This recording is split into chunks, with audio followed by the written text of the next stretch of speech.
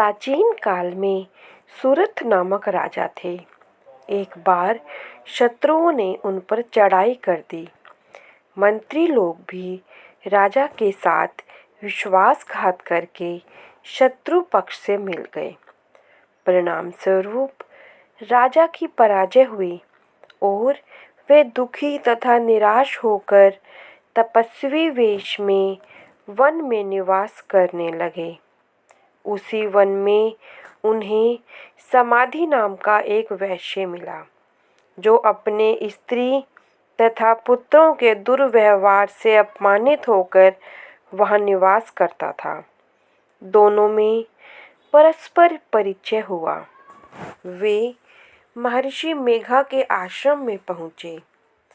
महामुनि मेघा के द्वारा आने का कारण पूछने पर दोनों ने बताया कि यद्यपि हम दोनों अपने लोगों से ही अत्यंत अपमानित तथा तिरस्कृत हैं, फिर भी उनके प्रति मोह नहीं छूटता।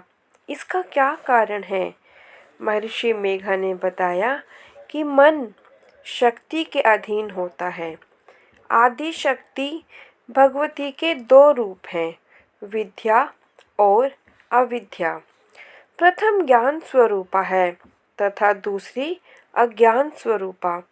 जो अज्ञान के आदि कारण रूप में उपासना करते हैं, उन्हें विद्या स्वरूपा प्राप्त होकर मोक्ष प्रदान करती है। राजा सुरथ ने पूछा, वह देवी कौन है और उनका जन्म कैसे हुआ? महामुनि बोले, राजन, आप जिस देवी के विषय में प्रश्न कर रहे हैं, वह नित्य स्वरूपा तथा विश्वव्यापिनी है।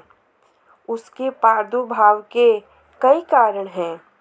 कल्पांत के समय महाप्रलय होती है।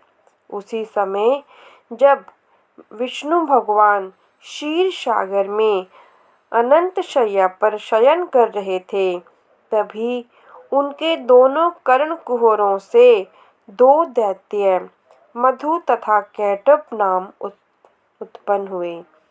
धरती पर चरण रखते ही दोनों विष्णु की नाभि कमल से उत्पन्न होने वाले ब्रह्मा को मारने दौड़े। उनके इस भयानक रूप को देखकर ब्रह्मा जी ने अनुमान लगाया कि विष्णु के सिवा मेरी कोई शरण नहीं, किंतु भगवान इस अवसर पर सो रहे थे। तब विष्णु भगवान को जगाने के लिए उनके नयनों में निवास करने वाली योग निद्रा की स्तुति करने लगे।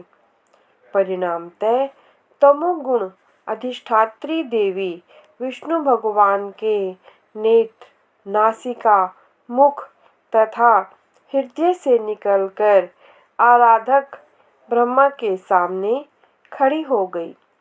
योग निद्रा के निकलते ही भगवान विष्णु जाग उठे। भगवान विष्णु तथा उन राक्षसों में 5000 वर्षों तक युद्ध हुआ।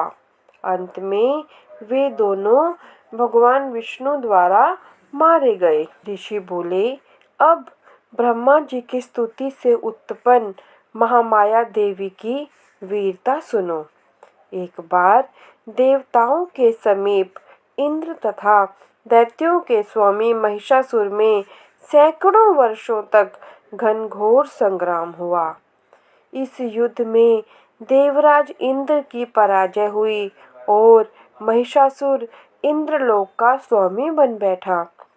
तब हारे हुए देवगण ब्रह्मा जी को आगे करके भगवान शंकर तथा विष्णु के पास गए और उनसे अपनी व्यथा कथा कही। देवताओं की इस निराशापूर्ण वाणी को सुनकर विष्णु तथा शंकर को महान क्रोध आया।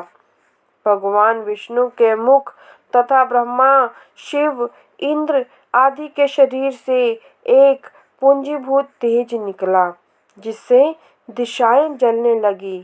अंत में यही तेज एक देवी के रूप में परिणित हो गया। देवी ने सभी देवताओं से आयुध, शक्ति तथा आभूषण प्राप्त कर उच्च स्वर से अट्टहास गगनभेदी गर्जना की, जिससे तीनों लोकों में हलचल मच गई। क्रोधित महिषासुर दैत्य सेना का व्यूह बनाकर इस सिंहनाद की ओर दौड़ा। उसने देखा कि देवी की प्रभा में तीनों देव अंकित हैं। महिषासुर अपना समस्त बल छल छद्म लगाकर भी हार गया और देवी के हाथों मारा गया। आगे चलकर यही देवी शुंभ तथा निशुंभ नामक असुरों का वध करने के लिए गौरा देवी के शरीर में उत्पन्न हुई। इन सब व्याख्यानों को सुनाकर महर्षि मेघा ऋषि ने राजा सुरथ तथा वणिक समाधि से देवी स्तवन की विधिवत व्याख्या की। इसके प्रभाव से दोनों एक नदी तट पर जाकर तपस्या में लीन हो गए। 3 वर्ष बाद दुर्गा जी ने प्रकट होकर उन दोनों को आशीर्वाद दिया, जिससे वणिक सांसारिक मोह से मुक्त होकर आत्मचिंतन में लग गया तथा राजा ने शत्रुओं को जीतकर अपना खोया हुआ राज वैभव पुनः प्राप्त कर लिया। जय मां, जय मां।